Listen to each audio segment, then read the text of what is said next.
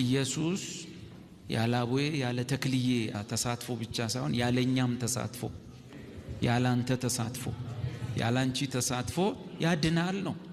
አቦዬ አያስፈልጉኝም ተክልዬ አያስፈልጉኝም ኢየሱስ ብቻ በቂ ነው ካል አንተም አታስፈልግም ነው።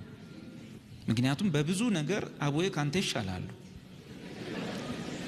በጣም ተክተው ነው የጸለዩት።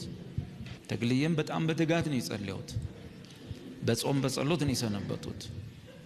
ያለሳቸው ኢየሱስ በቂ ነው ካልክ ያለሳቸው ኢየሱስ ያድናል ካልክ ያላንተም አንተ ደግሞ በደንብ ታውቃለህ።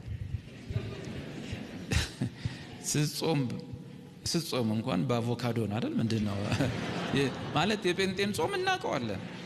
እኔ ኦርቶዶክስ ውስጥ ነው ተወልጄ ያደግኩት። እናቴ ያወጣችልኝ ስም አይደለም። ስሜ ራሱ ቄሱ ነው ያወጣልኝ። ቄሱ ናቸው ስሜን ያወጡት በሕፃንነቴ።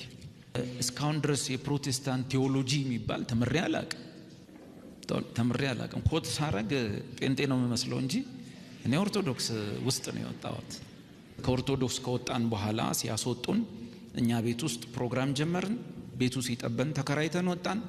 የተከራየ ነው ሲጠብ እያለን አሁን ያለንበት ጋር ደረስን። በህይወቴ ዘመን የትኛውም ፕሮቴስታንት ቸርች ውስጥ አባል ሆኜ አላውቅም።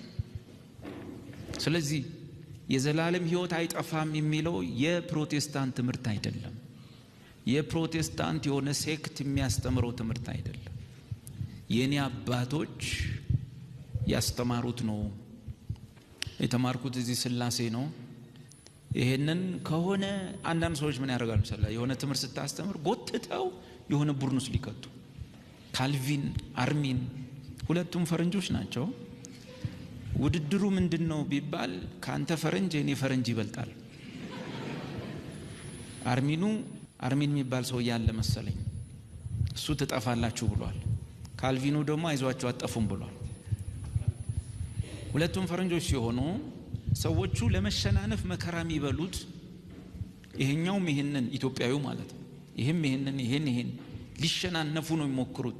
ምንድነው ከጀርባቸው ያለው ሲባል ጳውሎስ ጴጥሮስ ሳይሆን ካልቪን አርሚን፣ ሁለት ፈረንጆች።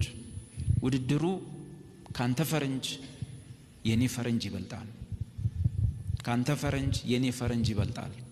በሱ ሰፈር ውስጥ ጎትታችሁ ልታስገቡኝ ብትሞክሩ እኔ ሁለቱንም አላቃቸውም።